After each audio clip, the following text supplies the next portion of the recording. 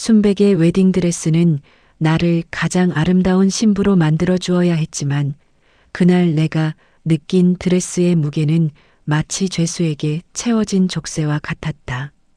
식장 안을 가득 채운 화려한 조명과 은은한 생화향기는 오히려 비현실적으로 느껴졌고 버진 로드 끝에서 나를 기다리는 남편 찬우 씨의 얼굴은 안개 속에 가려진 것처럼 흐릿했다.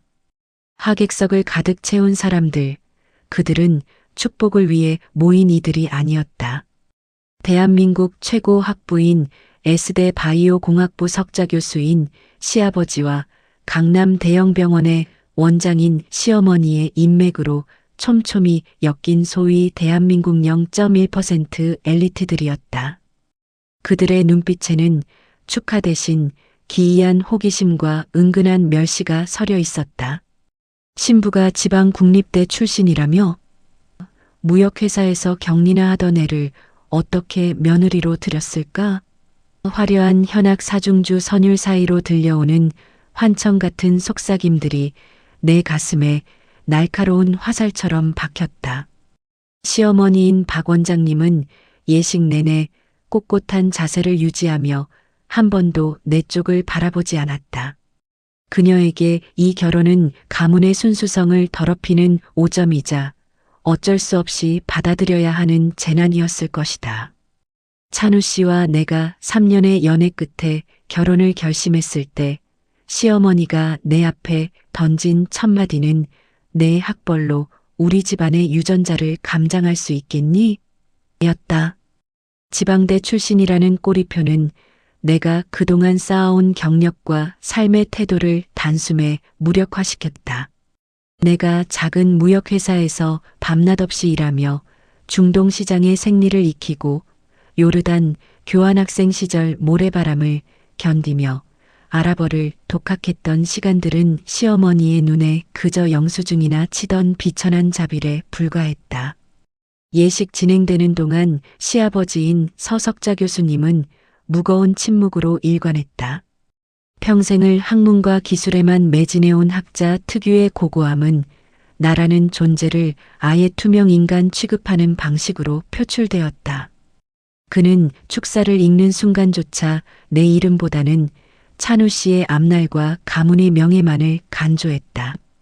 나는 그 넓은 예식장 한복판에서 철저히 고립되어 있었다. 남편이 된 찬우 씨조차 내 손을 잡아주는 힘이 희미했다. 그는 부모의 권위에 눌려 평생을 순종하며 살아온 사람이었고 나를 사랑한다면서도 정작 부모님의 노골적인 무시 앞에서는 침묵으로 일관했다. 그 비겁한 침묵이 나를 얼마나 깊은 수렁으로 밀어넣는지 그는 알지 못했다. 가족 사진을 찍는 순간 박 원장님이 내 곁으로 다가와 나지막하게 의조렸다. 입가에는 하객들을 의식한 인위적인 미소가 걸려 있었지만 내 귀에 꽂힌 목소리는 얼음장처럼 차가웠다. 서연아, 오늘로 내 이름 뒤에 붙었던 구질구질한 과거는 다 지워라. 이제 넌 우리 집안의 그림자로 살아야 할 테니까. 밖에서 입 뻥긋해서 우리 집안 급 떨어뜨리지 말고 죽은 듯이 살림이나 해. 그게 내가 이 집에서 생존할 수 있는 유일한 길이다. 그 말은 축복이 아니라 선전포고였다. 패백실로 향하는 복도에서 나는 거울 속에 비친 내 모습을 보았다. 화려한 화장으로 가려진 얼굴 위로 차마 뱉지 못한 말들이 맴돌았다. 나는 그저 운이 좋아 이 집안에 입성한 신데렐라가 아니었다. 내가 가진 전문성과 거친 현장에서 갈고 닦은 실력은 분명 언젠가 빛을 발할 것이라 믿었지만 이 집안의 성벽은 생각보다 높고 견고했다. 학벌이라는 이름의 완장, 전문직이라는 이름의 계급사회.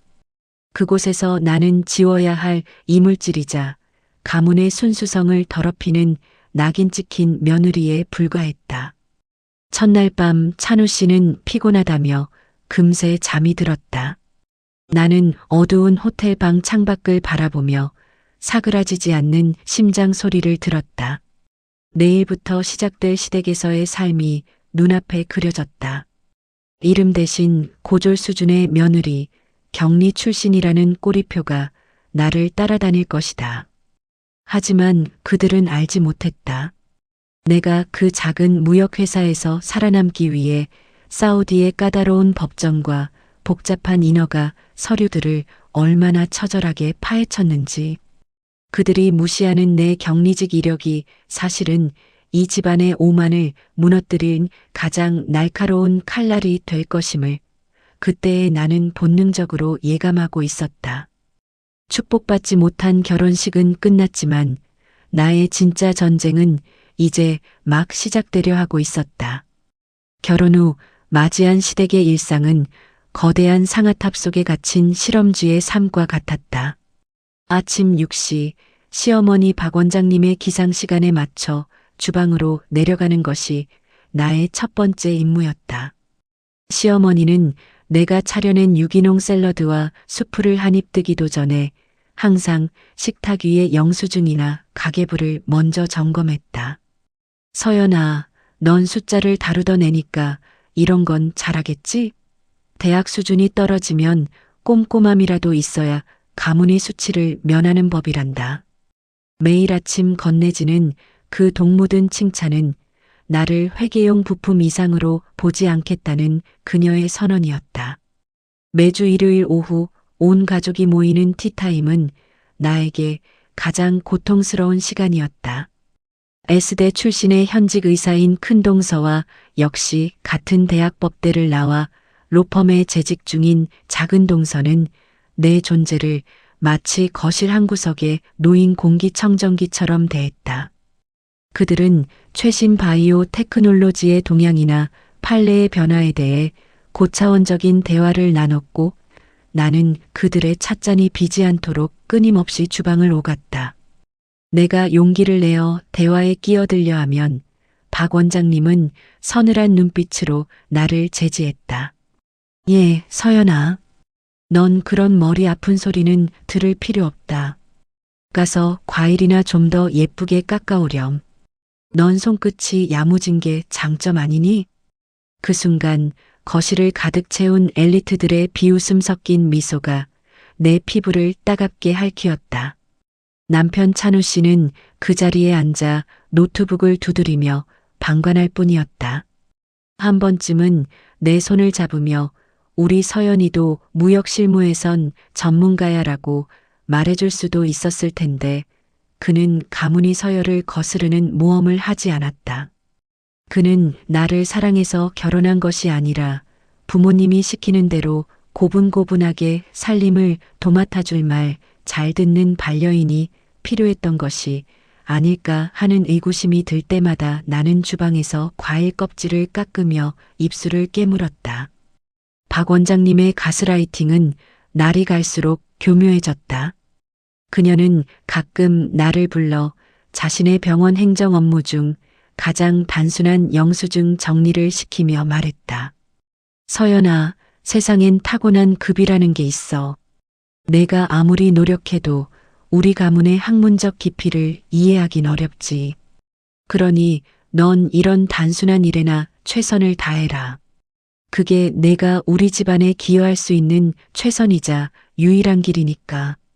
그녀의 목소리는 한없이 부드럽게 들렸지만 그 안에는 나라는 인간의 가능성을 통째로 부정하는 거대한 폭력이 숨어 있었다. 하지만 그들이 간과하고 있는 사실이 하나 있었다. 나는 그들이 무시하는 지방대와 격리직이라는 껍데기 아래에서 누구보다 치열한 야생의 언어를 익혀왔다는 사실이다. 요르단 암만의 거친 시장통에서 아랍어로 협상을 벌이고 사우디 상공회의소의 복잡한 문턱을 넘기 위해 밤을 지새우며 SFDA 인허가 법령을 토째로 외웠던 시간들. 시어머니가 건네준 단순한 영수증 뭉치를 정리하는 척하면서도 내 머릿속은 이미 시아버지가 창업한 바이오 벤처가 직면한 중동 시장의 진입 장벽과 그 해결책을 실시간으로 시뮬레이션하고 있었다. 어머님, 이번 달 비품 결제 내역 정리 다 했습니다. 내가 공손하게 서류를 내밀면 박 원장님은 훑어보지도 않은 채 그래, 수고했다. 가서 저녁 준비나 해. 라며 손을 내저었다. 나는 조용히 몸을 돌려 주방으로 향했다. 등 뒤로 들려오는 동서들의 웃음소리가 멀어질수록 내 안의 투지는 더욱 차갑게 식어갔다. 나를 숫자나 맞추는 격리로 생각하게 놔두는 것, 그것이 나의 가장 강력한 무기가 될 것임을 나는 알고 있었다. 그들이 나를 투명 인간 취급할 때 나는 그들의 제국이 가진 가장 치명적인 허점을 조용히 관찰하고 있었다. 그날 밤 나는 침실 스탠드 불빛 아래에서 낡은 태블릿 PC를 켰다. 화면 가득 아랍어로 된 사우디 국영 의료단지의 입찰 공고문이 떠올랐다. 시아버지가 석자 교수라는 타이틀에 취해 그리고 찬우 씨가 명문대 박사라는 자존심에 눈이 멀어 놓치고 있는 치명적인 독소 조항들이 내 눈에는 핏빛으로 선명하게 보였다. 3천억 원. 가문의 명운이 걸린 그 거대한 숫자가 곧 그들의 오만을 박살낼 거대한 해일이 되어 다가오고 있었다. 나는 숨을 죽인 채 그 해일이 덮칠 순간을 기다리며 조용히 발톱을 갈았다.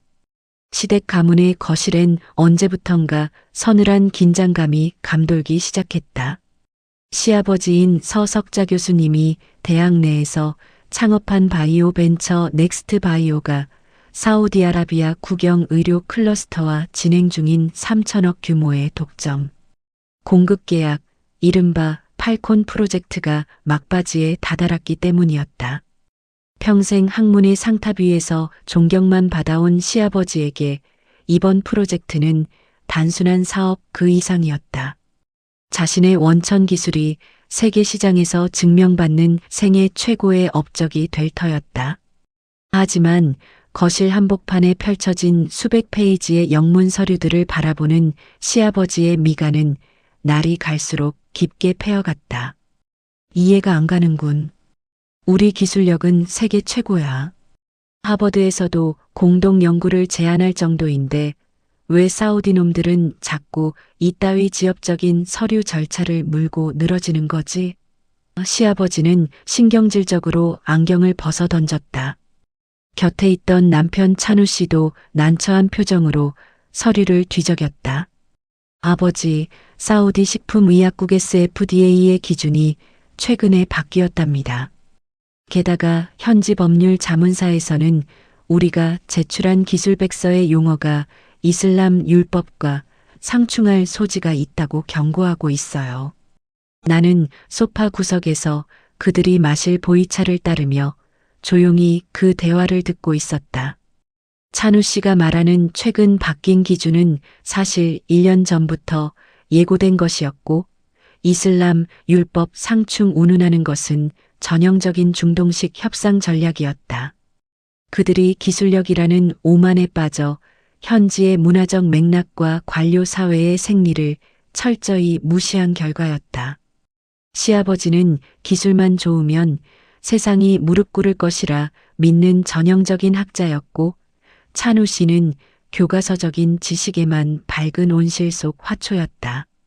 그들은 수조원대 몸값의 글로벌 컨설팅 펌에 수십억을 쏟아붓고 있었지만 정작 현장에서 먼지를 뒤집었으며 터득한 진짜 정보에는 까막눈이었다. 서연아, 너 거기서 뭐하니? 차 다 따랐으면 가서 과일이나 더 내오지 않고. 박 원장님의 차가운 목소리가 내 상상을 끊었다. 그녀는 사업의 긴박함 속에서도 나를 무시하는 일만큼은 잊지 않았다. 교수님이랑 찬우가 나라의 운명이 걸린 큰일을 논의 중인데 무식한 애가 옆에서 기웃거리면 부정탄다. 어서 물러가렴. 나는 고분고분하게 고개를 숙이며 쟁반을 들고 주방으로 향했다. 하지만 박 원장님은 알지 못했다. 내가 주방으로 걸어가는 그 짧은 순간에도 시아버지의 노트북 화면에 떠있던 사우디 측의 마지막 메일 주소와 제목을 통째로 스캔했다는 사실을. 그 메일은 최후 통첩이었다. 일주일 뒤 사우디 왕실의 핵심 고문이자 투자 결정권을 쥔 알파이살 일행이 직접 방한하여 최종 실사를 하겠다는 내용이었다. 만약 이번 실사에서 인허가 결함이나 현지화 전략의 부재가 드러난다면 3천억 원의 계약은 공중분해될 위기였다. 시아버지는 다급히 국내 최고의 통역사와 중동 전문가들을 섭외하라고 비서실에 명령을 내리고 있었다. 하지만 내가 아는 한 그들이 부르는 전문가들은 리야드의 최고급 호텔 로비에서나 거드름을 피우던 이들이지 사우디 관료들의 속내를 꿰뚫는 진짜 꾼들은 아니었다. 주방에 들어온 나는 싱크대 앞에 서서 사과를 깎기 시작했다. 껍질이 끊기지 않고 길게 늘어지는 것을 보며 나는 과거를 회상했다. 4년 전 요르단 암만의 40도가 넘는 폭염 속에서 사우디 국경을 넘기 위해 며칠을 트럭 터미널에서 버텼던 날들. 그때 나는 영수증을 치던 격리가 아니라 회사의 생존권을 쥐고 현지 세관원과 아랍어 방언으로 단판을 짓던 전사였다. 당시 내가 작성했던 SFDA 인허가 가이드라인은 중소기업들 사이에서 전설처럼 회자되었다. 그 백서 한 장이면 사우디의 어떤 까다로운 장벽도 넘을 수 있다고들 했으니까. 엄마, 이번에 사우디 고문들 오면 우리 집으로 초대하는 게 어때요? 아버지가 최고 권위자라는 걸 집안 분위기로 보여주는 거죠. 찬우 씨의 들뜬 목소리가 들려왔다. 박 원장님은 반색하며 동의했다. 그래, 그게 좋겠다. 우리 가문의 품격을 보여주면 그들도 함부로 못하겠지. 서연아, 너 들었지? 다음 주 만찬 준비에 내 목숨 걸어라. 만약 음식 하나, 접시 하나라도 어긋나서 큰일 그르치면 그땐 정말 내 발로 이 집에서 나가야 할 줄 알아. 박 원장님의 엄포에 나는 조용히 미소 지었다. 네, 어머님. 정성을 다해 준비하겠습니다. 내 대답은 진심이었다. 나는 정말 목숨을 걸고 그 만찬을 준비할 생각이었다. 다만 박 원장님이 생각하는 음식과 접시를 준비하는 게 아니었다. 나는 그들이 평생 쌓아온 그 견고하고 오만한 성벽이 단 한마디의 아랍어와 단 한 장의 법률 서류 앞에 어떻게 무너져 내리는지 그 처절한 몰락의 무대를 준비할 생각이었다. 3천억 원의 판돈이 걸린 이 거대한 도박판에서 지잡대 격리라고 무시받던 내가 설계한 진짜 게임이 이제 막 시작되고 있었다. 사우디 왕실의 고문 알파이살 일행이 시댁을 방문한 날 집안은 마치 국빈 방문이라도 맞이한 듯 극도의 긴장감에 휩싸였다. 박 원장님은 아침부터 나를 다달이 볶아대며 집안 구석구석을 먼지 하나 없이 닦게 했다. 나는 평소 입던 옷 대신 시어머니가 골라준 수수한 개량 한복을 입었다. 절대 나서지 마라.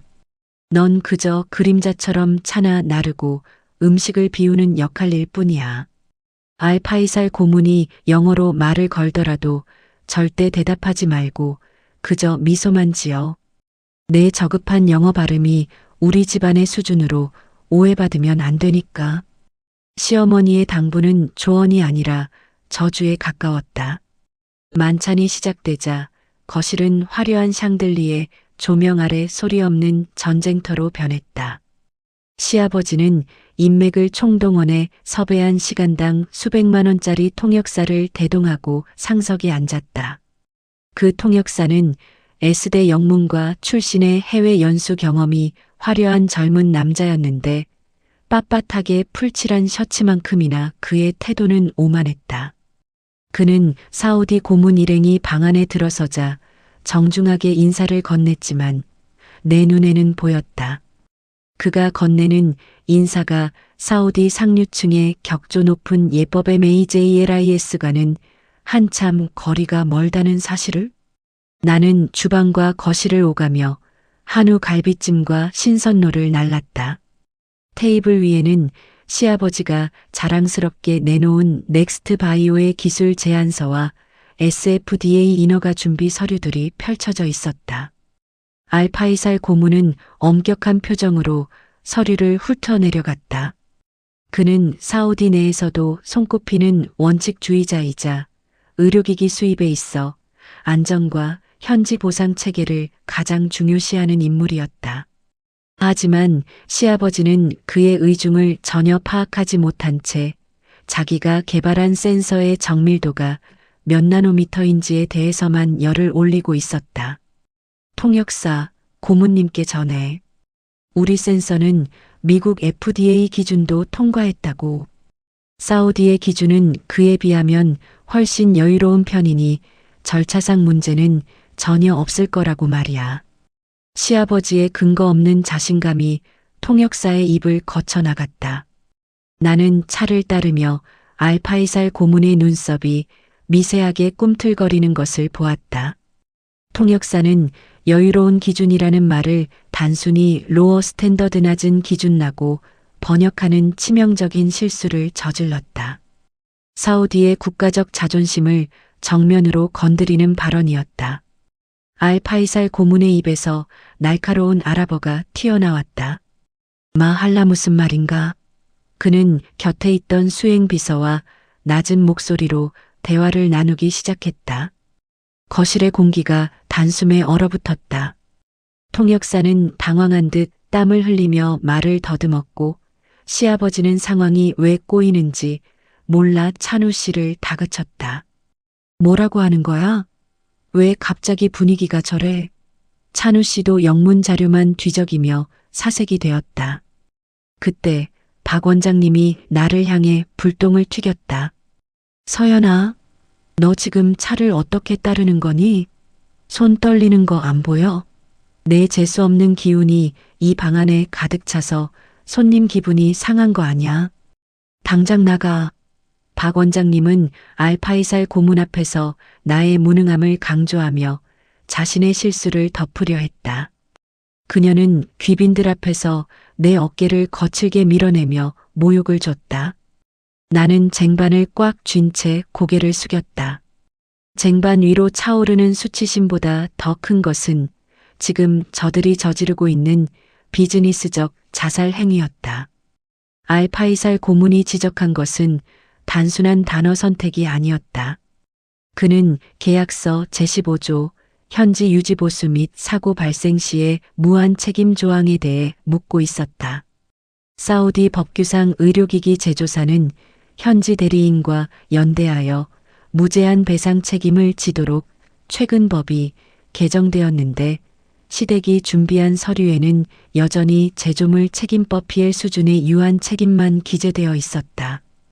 이건 사우디 SFDA 인허가 자체를 거부당할 수 있는 계약 파기 1순위 사유였다.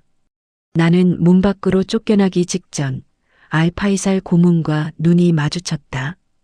그는 분노와 실망이 뒤섞인 눈으로 이 화려하기만 한 거실을 둘러보고 있었다. 그는 지금 자리를 박차고 일어나려는 참이었다. 시아버지가 평생 쌓아온 공든 탑이 박 원장님이 그토록 자랑하던 그 위대한 가문의 명예가 한낱 통역사의 오역과 시댁의 무지함 때문에 무너져 내리기 1분 전이었다. 나는 문손잡이를 잡은 채 잠시 멈춰서고 여기서 나가면 나는 평생 재수 없는 며느리로 낙인 찍혀 쫓겨날 것이다. 하지만 여기서 입을 열면 나는 이 집안의 금기를 깨는 이단아가 될 것이다. 하지만 내 안에서 차오르는 것은 두려움이 아니었다. 그것은 4년 전 요르단의 모래바람 속에서 사우디 관료들과 밤샘 토론을 벌이며 SFDA 객서를 완성했던 실무자의 자부심이었다. 무식한 건 죄다라고 내뱉던 시어머니의 폭언이 귓가에 쟁쟁하게 울렸다. 그래, 정말 무식한 게 누구인지 이제 똑똑히 보여줄 때가 되었다. 나는 밀려나던 발걸음을 멈추고 천천히 몸을 돌려 얼어붙은 거실 한복판으로 걸어 들어갔다. 거실은 더 이상 우아한 만찬장이 아니었다. 그것은 3천억 원이라는 판돈을 걸고 벌이는 처절한 도박판이었고 시댁 식구들은 이미 파산을 앞둔 도박꾼들처럼 이성을 잃어가고 있었다. 박 원장님은 내 어깨를 밀쳐내며 알파이살 고문을 향해 억지 미소를 지었지만 그녀의 눈동자는 경련하듯 떨리고 있었다. 고문님 죄송합니다. 우리 며느리가 지방에서 올라온 애라 눈치가 좀 없어서요. 집안 교육을 다시 시키겠습니다. 그녀는 손님들 앞에서 내 존재를 쓰레기처럼 취급하며 오로지 가문의 체면만을 수습하려 들었다. 알파이살 고문은 대답 대신 서류를 탁자에 탁 소리나게 내려놓았다. 그 소리는 마치 단두대에 칼날이 떨어지는 소리처럼 거실에 울려 퍼졌다. 그는 곁에 있던 수행 비서에게 아랍어로 무언가를 지시했고 비서는 가방을 챙기기 시작했다. 자리를 뜨겠다는 마지막 신호였다. 시아버지는 얼굴이 흑빛으로 변해 통역사를 다그쳤다. 뭐라고 한 거야? 돈이 문제라면 더 깎아줄 수도 있다고 해. 당장? 하지만 통역사는 이미 멘붕 상태였다. 그는 알파이살 고문의 분노 섞인 아랍어 방언을 전혀 알아듣지 못한 채 사전에 외워온 경영 전문 용어들만 앵무새처럼 반복했다. 고문님, 우리 회사의 영업이익률과 기술적 계좌가 통역사의 그 한심한 소리가 거실의 긴장감을 더욱 부채질했다. 그 와중에 박 원장님은 나를 향해 다시 한번 독서를 내뱉었다. 서연아, 너 아직도 안 나가고 거기 서서 뭐해? 무식한 건 죄라고 내가 몇 번을 말했니? 내가 여기서 기웃거리는 그 자체가 재난이야. 당장 내 눈앞에서 사라져. 무식한 건 죄다. 시어머니가 입버릇처럼 내뱉던 그 말이 이번엔 내 가슴을 찌르는 게 아니라 오히려 내 머릿속을 차갑게 식혀주었다. 그래, 정말 죄를 짓고 있는 게 누구인지 이제 보여줄 때가 되었다. 사우디 법규의 기본조차 모른 채 3천억 계약을 따내겠다고 덤벼든 저 오만한 석자 교수와 원장님. 그리고 명문대 타이틀만 믿고 현장의 언어를 무시한 채 헛소리만 늘어놓는 저 통역사. 진짜 무식한 자들이 누구인지 그 무지가 가문을 어떻게 파멸로 이끄는지 목격하게 해줄 차례였다. 나는 쟁반을 내려놓지 않은 채 알파이살 고문을 향해 한 걸음 내디뎠다. 박 원장님이 경악하며 내 팔을 붙잡으려 했지만 나는 그녀의 손을 가볍게 뿌리쳤다. 내 평생 처음으로 그녀의 권위에 정면으로 맞선 순간이었다. 박 원장님은 비명을 지르듯 소리쳤다. 너 미쳤니? 어디라고 감히. 하지만 내 시선은 오직 알파이살 고문만을 향해 있었다. 그는 이미 의자에서 엉덩이를 떼고 일어서려던 참이었다. 그때 내 입술이 열렸다.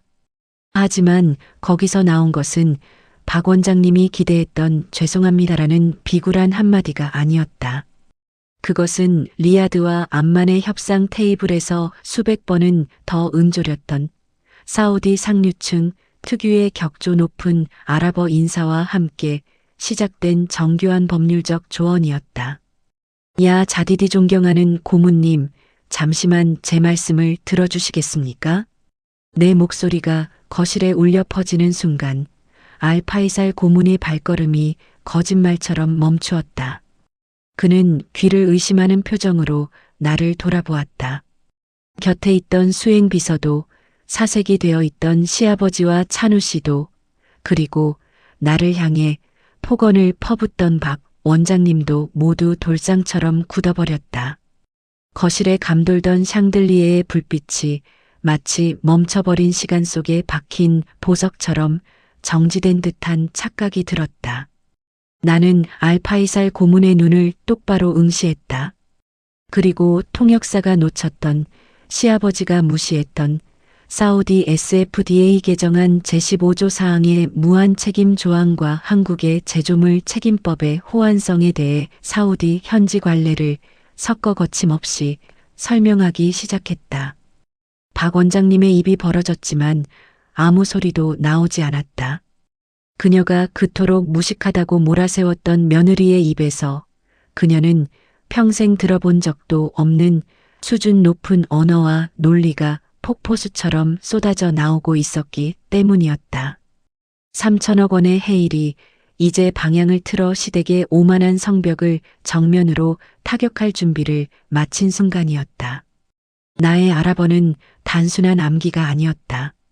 그것은 요르단 암만의 뜨거운 시장통에서 상인들과 실랑이를 벌이며 체득한 생존의 도구였고 사우디 관료들의 고압적인 태도를 꺾기 위해 밤을 지새우며 갈고 닦은 무기였다. 내가 내뱉는 한마디 한마디는 사우디 상류층만이 사용하는 격조 높은 NAJDI 방언의 미묘한 뉘앙스를 담고 있었고 그것은 이 자리에 앉아있던 알파이살 고문의 심장을 정확히 타격했다. 고문님께서 우려하시는 제15조 사항의 무제한 배상 책임을 리머티드 라이어빌리티 문제는 사실 한국의 제조물 책임법 제3조와 사우디 법규 간의 해석 차이에서 비롯된 오해입니다. 저희가 제출한 수정 안건은 사우디 의료법 개정안의 취지를 완벽히 반영하고 있으며 현지 대리인과의 연대 보증 비율을 사우디 상무부 MCI의 표준 가이드라인에 맞춘 것입니다. 나의 설명이 이어질수록 자리를 뜨려던 알파이살 고문의 엉덩이가 다시 의자에 깊숙이 박혔다. 그는 마치 마법에 걸린 사람처럼 나를 빤히 쳐다보았다. 곁에 있던 수행비서는 서둘러 수첩을 꺼내 내가 말하는 법률 조항들을 메모하기 시작했다. 1분 전까지만 해도 쓰레기 취급을 받으며 쫓겨날 뻔했던 며느리가 지금 이 거실의 공기를 완전히 지배하고 있었다. 시아버지는 안경을 치켜 올리며 입을 다물지 못했다. 평생 학계의 거물로 군림해온 그였지만 지금 눈앞에서 벌어지는 광경은 그의 상식으로는 도저히 해석할 수 없는 기적과 같았다.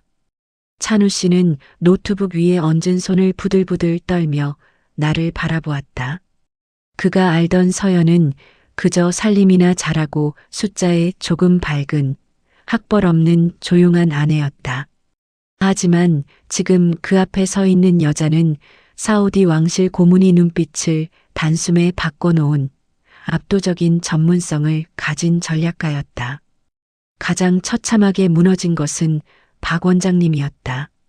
그녀는 내 팔을 붙잡으려던 자세 그대로 굳어버린 채 차마 믿기지 않는다는 듯 나를 올려다보았다. 그녀가 무식하다고 저주하며 던졌던 말들이 부메랑이 되어 그녀의 목을 조르고 있었다. 그녀의 눈동자에는 경악을 넘어선 공포가 서려 있었다.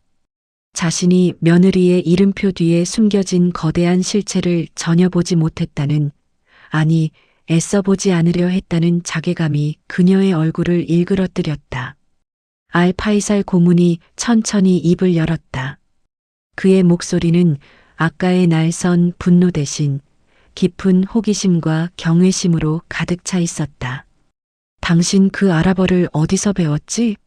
그리고 사우디 의료기기 인허가법 제15조 사항의 세부 시행령까지 알고 있다니 단순한 통역사가 아니군.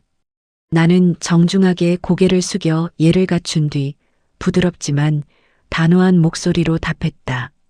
저는 이 회사의 며느리이기 이전에 3년 전 사우디 SFDA 인허가 가이드라인의 초안을 분석했던 실무자였습니다. 고문님께서 보셨던 그 SFDA 대응 백서에 보이지 않는 작성자가 바로 저입니다. 그 말이 떨어지는 순간 알파이살 고문은 소스라치게 놀라며 자리에서 벌떡 일어났다. 그는 마치 잃어버린 보물이라도 찾은 듯한 표정으로 나를 보며 외쳤다. 마샤알라, 당신이 바로 그 사라진 기술 고문이었나? 사우디 공무원들 사이에서도 가장 완벽한 보고서라고 칭송받던 그 서류를 당신이 썼단 말인가? 거실은 이제 완벽한 정적에 휩싸였다. 시아버지가 고용한 수백만 원짜리 통역사는 이미 구석으로 밀려나 투명 인간이 되었고 박 원장님은 식탁 모서리를 잡은 채 사색이 되어 가쁜 숨을 몰아쉬었다. 그녀가 그토록 무시하던 며느리가 사실은 가문이 그토록 매달리던 3천억 계약의 유일한 설계자였다는 진실. 그 진실이 샹들리에 불빛보다 더 눈부시게 폭로되자 시댁 가문이 쌓아 올린 오만한 성벽은 소리 없이 무너져 내리고 있었다. 거실의 공기는 이제 완전히 다른 중력으로 움직이고 있었다. 알파이살 고문은 방금 전까지 자리를 박차고 나가려던 고압적인 투자자가 아니었다. 그는 마치 성질을 순례하는 구도자처럼 경외심이 가득한 눈으로 나를 바라보며 정중하게 한 걸음 다가왔다. 그는 사우디 전통 예법에 따라 가슴에 손을 얹고 고개를 깊이 숙였다. 함둘릴 나신께 찬양을. 리야드 상공회의소에서 그 보고서를 처음 읽었을 때 저는 한국에 이런 천재적인 법률 전략가가 있다는 사실에 전율했습니다. 설마 그 주인공이 이토록 아름답고 젊은 여성이었을 줄이야. 그의 찬사는 거실에 모인 시댁 식구들의 고막을 찢어놓는 천둥 소리와 같았다. 시아버지는 손에 쥐고 있던 찻잔이 덜덜 떨리는 것을 숨기지 못했다. 평생 S대 석자교수라는 타이틀을 훈장처럼 달고 살며 세상 모든 지식이 자신의 발 아래에 있다고 믿었던 그였다. 하지만 지금 자신의 운명을 쥐고 흔드는 사우디의 거물이 자신이 무시하던 며느리를 향해 천재라 칭하며 고개를 숙이고 있었다. 그것은 그가 평생 쌓아온 학문적 자부심이 한낱 종이 조각처럼 구겨지는 순간이었다. 찬우 씨는 노트북 화면만을 멍하니 응시하며 마른 침을 삼켰다. 그는 내가 무역회사에서 격리로 일했다는 말을 들었을 때 그저 엑셀 파일이나 정리하며 영수증 풀칠이나 하던 여자라고 확신했었다. 자신이 명문대 박사 학위를 따기 위해 도서관에서 밤을 지새울 때 내가 요르단의 먼지 날리는 도서관에서 아랍어 법전을 파헤치며 사우디 정부의 심장부를 공략할 서류를 만들고 있었다는 사실을 그는 꿈에도 몰랐을 것이다. 그의 눈에는 아내에 대한 미안함보다 자신이 그토록 숭배하던 학벌과 계급의 세계가 무너지는 것에 대한 공포가 먼저 읽혔다. 하지만 가장 비참한 것은 박 원장님이었다. 그녀는 마치 숨쉬는 법을 잊은 사람처럼 입을 벌린 채 나를 올려다보았다. 그게 무슨 소리야? 서연이 내가 그 서류를 썼다고? 내가 무슨 수로? 그녀의 목소리는 갈라진 논바닥처럼 푸석거렸다. 그녀는 평생을 병원 원장으로 군림하며 사람을 스펙이라는 자대로 난도질해와 지방대 출신은 이류, 격리직은 하류. 그렇게 정해놓은 그녀의 세계관에서 나는 영원히 하류여야만 했다. 그런데 그 하류라고 믿었던 존재가 사실은 자신의 가문을 파멸해서 구원할 유일한 동아줄이었다는 사실을 그녀의 오만한 뇌는 거부하고 있었다. 알파이살 고문은 시댁 식구들의 경악에는 전혀 관심이 없다는 듯 오직 나만을 향해 말을 이어갔다. 서연 씨, 당신이 작성했던 그 백서 덕분에 우리 사우디 보건부는 의료기기 수입 인허가 체계의 대대적인 개편을 단행할 수 있었습니다. 당신은 단순한 실무자가 아니라 우리에겐 스승과도 같은 존재입니다. 그런 분이 왜 이런 자리에서 차를 나르고 계신 겁니까? 그의 날카로운 질문이 거실의 정적을 찔렀다. 박 원장님은 식탁볼을 꽉 쥔 손에 피가 안 통할 정도로 힘을 주었다. 그녀가 조금 전 귀빈들 앞에서 나에게 퍼부었던 무식한 건 죄다, 재수없는 기운이 가득하다는 폭언들이 이제는 그녀 자신의 머리 위로 쏟아지는 오물이 되어 돌아왔다. 알파이살 고문은 싸늘한 시선으로 거실을 한 바퀴 둘러보았다. 그는 노련한 정치가답게 지금 이 집안의 기류를 단숨에 파악했다. 서석자 교수님, 그리고 박 원장님. 대단하시군요. 이런 보석 같은 인재를 집안에 두시고도 귀빈 마중이나 시키는 여유라니. 저희 사우디 왕실은 실력을 가장 중시합니다. 만약 이 계약이 성사되길 원하신다면 모든 실무 정권을 서연 씨에게 넘기십시오. 그녀가 서명하지 않는 서류에는 저 또한 서명하지 않겠습니다. 알파이살 고문의 최후 통첩이 떨어지자 시아버지는 결국 버티지 못하고 의자 등받이에 몸을 깊숙이 파묻었다. 박 원장님은 가쁜 숨을 몰아쉬며 가슴을 움켜쥐었다. 그녀가 평생을 바쳐 지켜온 가문의 품위와 체면이 그녀가 지잡대 격리라고 멸시하던 며느리의 발 아래 처참하게 짓밟힌 순간이었다. 나는 쟁반을 내려놓고 천천히 허리를 폈다. 이제 더 이상 고개를 숙일 필요는 없었다. 거실의 화려한 조명은 이제 시댁 식구들이 아니라 오직 나만을 비추고 있었다. 사절단이 떠난 뒤의 거실은 마치 폭풍이 지나간 폐허 같았다. 알파이살 고문은 차를 마시는 내내 시아버지는커녕 찬우 씨에게도 눈길 한 번 주지 않았다. 그는 오로지 나와의 대화에만 몰두했고 떠나기 직전 나에게 자신의 개인 연락처를 건네며 리야드에 오면 반드시 저를 찾아주십시오. 당신의 지혜는 우리나라에 꼭 필요합니다라는 말로 쐐기를 박았다. 현관문이 닫히자마자 거실에는 숨막히는 정적이 내려앉았다. 평소라면 차 치워라, 영수증 정리해라며 고함을 쳤을 박 원장님은 소파 끝에 아슬아슬하게 걸터앉아 가쁜 숨을 몰아쉬고 있었다. 그녀의 화려한 샤넬 투피스는 이제 그녀의 자존심만큼이나 구질구질하게 보였다. 시아버지는 서재 쪽을 멍하니 바라보며 손을 떨었고 찬우 씨는 노트북을 덮지도 못한 채 바닥만 내려다보았다. 서연아. 시아버지가 가장 먼저 입을 뗐다. 평소의 고압적인 석좌 교수 톤이 아니었다.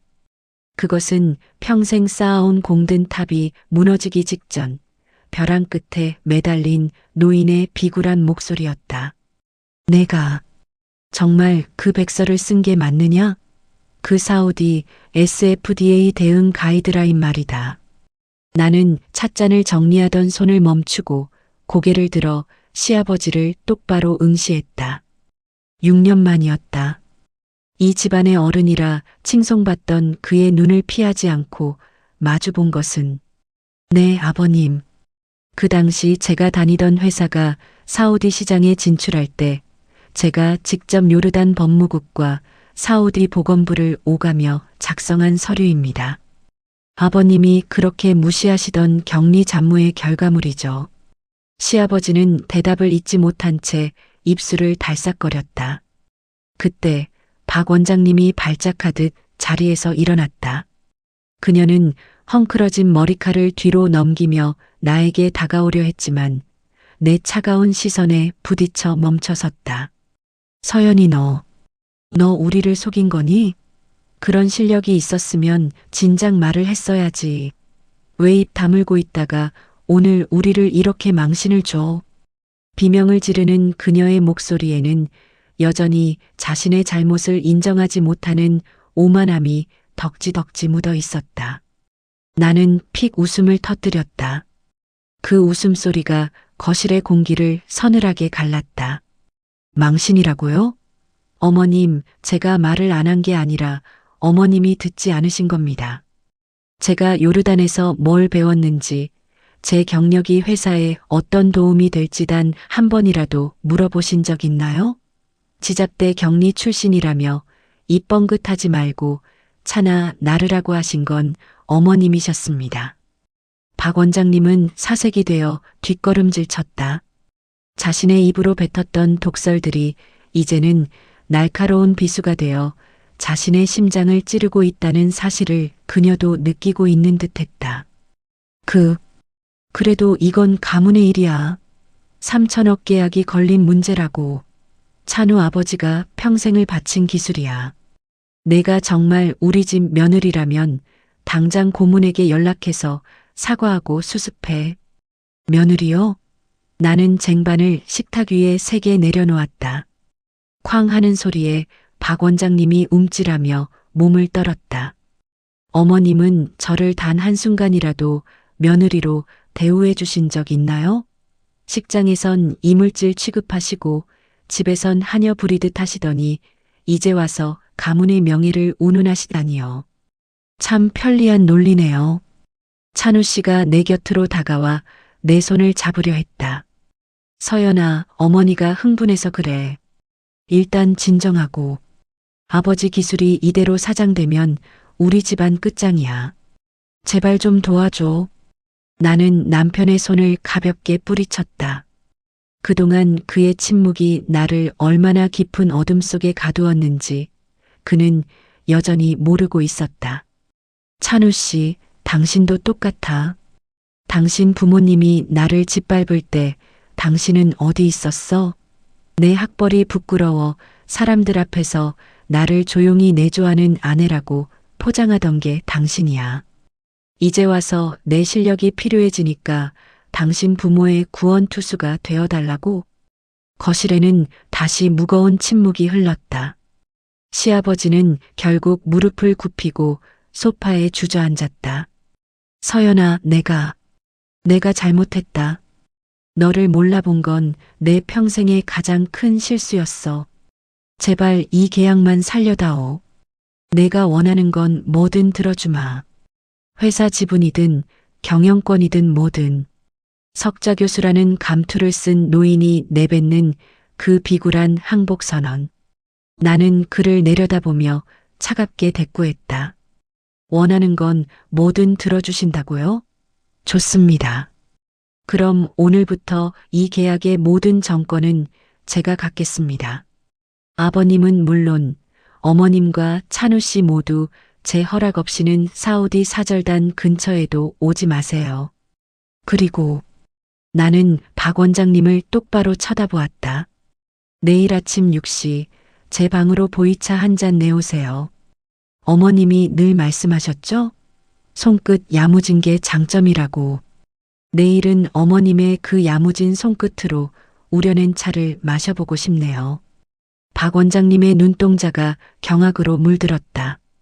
자신이 평생 멸시하던 며느리에게 차 시중을 들라는 명령. 그것은 그녀에게 죽음보다 더한 굴욕이었을 것이다.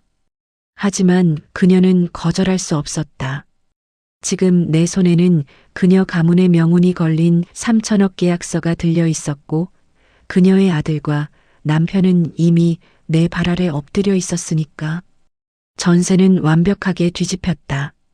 이제 이 제국의 주인은 학벌이라는 허울뿐인 완장을 찬 그들이 아니라 실력을 무기로 살아남은 나였다. 다음 날 아침 6시 예고했던 시간에 맞춰 내 방문을 두드리는 소리가 들렸다. 문을 열자 평생 남의 수발만 받아왔을 박 원장님이 찻잔이 놓인 쟁반을 들고 서 있었다. 화려한 가운 대신 평범한 홈웨어를 입고 밤새 한잠도 못 잔 듯 취한 얼굴로 나를 내려다보는 그녀의 눈에는 형용할 수 없는 굴욕감이 서려 있었다. 나는 침대에 비스듬히 앉아 그녀가 떨리는 손으로 내미는 보이차를 받았다. 찻잔을 내려놓는 그녀의 손가락이 미세하게 경련하는 것을 보며 나는 비로소 6년간 가슴 속에 맺혀있던 응어리가 조금씩 녹아내리는 것을 느꼈다. 맛이 좀 연하네요, 어머님. 내일은 좀 더 정성을 들여주세요. 손끝 야무지다는 칭찬, 빈말이 아니길 바랍니다. 나의 차가운 평가에 그녀는 입술을 피가 나도록 깨물었지만 단 한마디의 대꾸도 하지 못한 채 방을 나갔다. 3천억이라는 숫자의 무게는 그녀의 그 알량한 선민의식보다 훨씬 무거웠다. 1시간 뒤 나는 그동안 시어머니가 강요했던 수수한 계량 한복을 벗어 던지고 옷장 깊숙이 넣어두었던 날 선 정장과 하이힐을 꺼내 신었다. 거울 속에 나는 더 이상 지잡대 격리 며느리가 아니었다. 넥스트 바이오의 본사 회의실에 들어섰을 때 시아버지와 찬우 씨 그리고 회사의 고위 임원들이 이미 자리에 앉아 있었다. 시아버지는 나를 보자마자 황급히 상석을 비워주었고 찬우 씨는 내 눈치를 보며 자료를 정리하기 바빴다. 어제까지만 해도 나를 투명인간 취급하며 비웃던 임원들의 눈빛에는 이제 경외심과 두려움이 가득했다. 나는 그들의 시선을 정면으로 받으며 서류 뭉치를 테이블 중앙에 내던졌다. 자, 지금부터 팔콘 프로젝트의 모든 프로세스를 원점에서 재검토하겠습니다. 나의 선언과 함께 회의실은 숨막히는 긴장감에 휩싸였다. 나는 시아버지가 작성했던 기술백서의 치명적인 허점들을 조목조목 파헤치기 시작했다. 아버님, 이 센서의 허용 오차 범위는 사우디 SFDA의 최신 권고안보다 0.01% 넓습니다. 연구실 안의 데이터로 만족하실 때가 아닙니다. 리야드의 모래바람과 극한의 온도를 견뎌야 하는 실무 현장에선 이건 명백한 불량입니다. 나의 지적에 시아버지는 얼굴을 붉히며 학문적 근거를 들이밀려 했지만 나는 단호하게 그의 말을 잘랐다. 아버님, 여기는 논문을 발표하는 세미나실이 아닙니다. 제 승인 없이는 계약서 한 장도 사우디로 넘어갈 수 없습니다. 전문 지식만 있고 실무는 무지한 분들은 이제 뒤로 물러나시죠. 찬우 씨는 옆에서 보좌관처럼 내 지시를 받아 적기 바빴다. 그가 자랑하던 S대 박사 학위는 복잡한 사우디의 관세법과 현지 조달 비율 ICV 계산법 앞에서는 아무런 쓸모가 없었다. 나는 그가 작성한 시장 분석 보고서를 단 5분 만에 휴지 조각으로 만들어버렸다. 찬우 씨, 이 보고서는 그냥 대학교 과제 수준이네요. 현지 로열티 배분 구조에 대한 법적 검토가 전혀 안 되어 있어요. 오늘 밤새서 다시 작성해 오세요. 못하겠으면 그 자리에서 내려오시든가요. 남편이라는 이름표를 떼고 철저히 무능한 부하 직원으로 대우받는 그의 자존심이 무너지는 소리가 회의실에 들리는 듯했다. 점심시간 박 원장님이 회사 로비까지 찾아와 도시락을 내밀었다. 평소라면 내가 그녀의 비위를 맞추며 수발을 들어야 했겠지만 나는 비서실을 통해 그녀를 문전박대했다. 어머님께 전해. 지금 국가적 운명이 걸린 전략회의 중이라 잡상이는 출입 금지라고. 도시락은 비서실 직원들끼리 나눠 먹으라고 해. 회의실 유리병 너머로 사색이 되어 쫓겨나는 박 원장님의 뒷모습을 보며 나는 차광게 미소 지었다. 그녀가 내게 했던 방식 그대로 나는 그녀를 철저히 이 비즈니스 세계의 이물질로 정해 내리고 있었다. 오후가 되자 알파이살 고문으로부터 개인적인 연락이 왔다. 그는 시아버지가 아닌 나에게 직접 수정한 독소 조항의 대안을 보내달라고 요청했다. 나는 시댁 식구들을 모두 회의실 밖으로 내보냈다. 아버님과 찬우 씨는 이제부터 기술 지원 파트로만 분류됩니다. 대외 협상과 최종 승인권은 오직 저에게 있습니다. 시아버지는 허망한 표정으로 펜을 내려놓았고 나는 비로소 가문의 수장들이 점유하던 그 거대한 책상 앞에 앉았다. 책상 위에 놓인 명문대 기념패와 각종 훈장들이 오늘따라 유난히 초라해 보였다. 퇴근 후 집으로 돌아가자 거실에는 박 원장님과 동서들이 모여 있었다. 내가 들어서자 그들은 일제히 일어나 나를 맞이했다. 평소라면 내가 그들의 코트를 받아야 했지만 이제는 그들이 내 가방을 받아들기 위해 경쟁하듯 다가왔다. 나는 박 원장님을 똑바로 바라보며 물었다. 어머님, 제가 이 집안의 유전자를 감당하기엔 학벌이 부족하다고 하셨죠?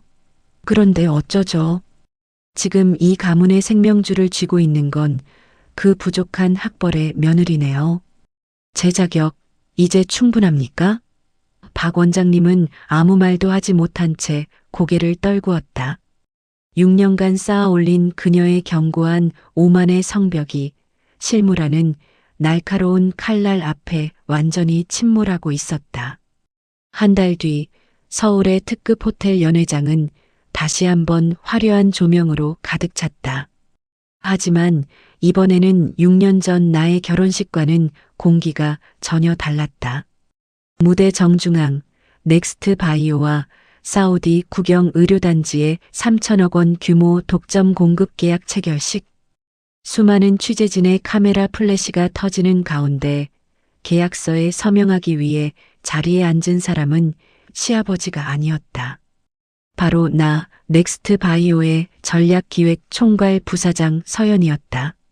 알파이살 고문은 시종일관 나에게 정중한 예우를 갖췄고 내가 서명을 마친 뒤 악수를 청할 때 그는 아랍어로 당신이 이 회사의 진정한 심장입니다라며 다시 한번 찬사를 보냈다. 연회장 구석 가장 눈에 띄지 않는 테이블에 시댁 식구들이 앉아 있었다. 시아버지는 기술 고문이라는 한직으로 밀려나 초점 없는 눈으로 무대를 바라보았고 찬우 씨는 내 수행 비서가 건네는 일정표를 챙기며 기자들의 눈치를 보기에 바빴다. 가장 가관인 것은 박 원장님이었다. 그녀는 예전처럼 동서들과 화려하게 대화를 나누지도 나를 멸시하는 눈빛을 보내지도 못했다. 오히려 내가 무대에서 내려와 그들의 테이블 근처를 지날 때 그녀는 마치 상사라도 맞이하듯 벌떡 일어나 내 옷매무새를 살피는 비굴한 연출을 자처했다. 부사장님, 오늘 정말 고생 많으셨어요. 집에서 특별히 보양식을 준비해뒀으니 얼른 들어가서 쉬세요. 박 원장님의 목소리는 이제 가늘게 떨리고 있었다.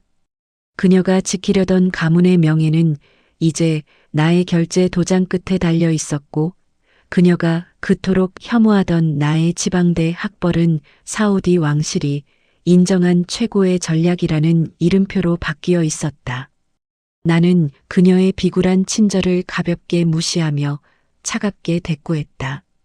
어머님, 보양식보다는 내일 아침 리포트 정리나 똑바로 해두세요. 찬우 씨 통해서 전달한 실무 자료들 누락되면 곤란합니다. 집으로 돌아오는 차 안에서 나는 창밖의 야경을 바라보며 깊은 숨을 내뱉었다. 학벌이라는 견고한 성벽 안에서 나를 숨막히게 했던 6년의 시간. 그들은 나를 이물질이라 불렀지만 사실 나는 그들의 무능과 오만을 비추는 거울이었다. 내가 승리할 수 있었던 것은 그들이 가진 졸업장보다 내가 현장에서 묻힌 흙먼지가 더 가치 있었기 때문이었다. 남편 찬우 씨는 운전석 옆자리에서 내 기색을 살피며 조심스럽게 입을 열었다. 서연아, 이제 화 좀 풀렸어? 우리 다시 예전처럼. 나는 그의 말을 자르며 태블릿 PC를 켰다. 예전으로 돌아갈 일은 없어요. 찬우 씨. 이제 당신도 당신 부모님도 내가 만든 새로운 질서 안에서만 숨 쉴 수 있다는 걸 잊지 마세요. 거실에 들어서자 박 원장님이 미리 끓여둔 차 향기가 진동했다.